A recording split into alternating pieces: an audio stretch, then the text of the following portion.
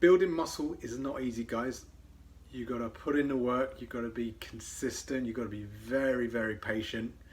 It's not easy, it's hard work, it's challenging at the best of times, let alone right now where you probably don't have access to the gym. You might be limited in how much weight you have, how much fitness equipment you have. And in order for us to grow and build our muscles bigger, our training needs to progressively overload our muscles. And you're probably thinking that the only way to do that is to progressively lift heavier and heavier weights.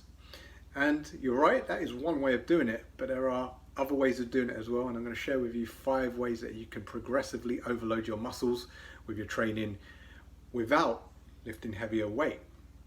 So ideal if you're training at home or you're quite limited in the amount of equipment or weight you have. So number 1, you can squeeze harder and stretch the muscle. Most of us don't contract our muscles properly.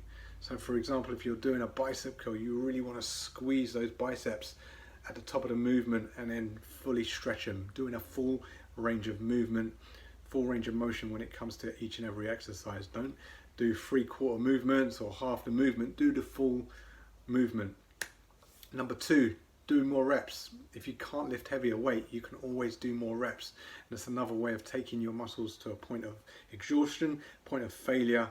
And when you take your muscles to that point of failure, that is when you've thoroughly broken down all those muscle fibers, and then that allows them to grow back bigger and stronger. Number 3, slow the tempo. We're all guilty of, throwing the weights around, moving a little bit too fast, doing the reps a bit too quickly just to get it over and done with. But really concentrate on what you're doing, slow the tempo down. You can do more muscle damage when you slow down and control the weight. Rest less is number 4. Again, we're probably all a little bit guilty of resting a little bit too much in the gym, getting distracted, chatting to our mates, watching the TVs, looking at our phones, taking selfies, whatever it might be.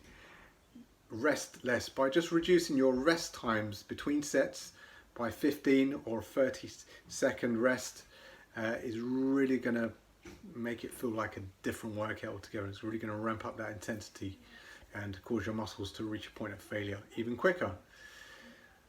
Last but not least, supersets. Supersets are a great way to increase the intensity. That's when you put 2 exercises together, back to back. For example, doing some squats followed by some lunges without any rest in between.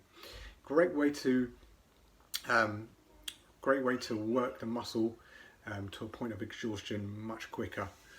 So I hope you found that useful. Give those a go. When you've gone through that 5-step process, then you can be confident that you're at a place where you can step up in weight. And this applies whether you're at the gym, whether you're training at home, it doesn't matter. This is the best way to build muscle, by progressive overload, and it doesn't just need to be lift more, lift more, lift more. Go through those 5 steps and you're going to see the results from it. You're going to see the benefits.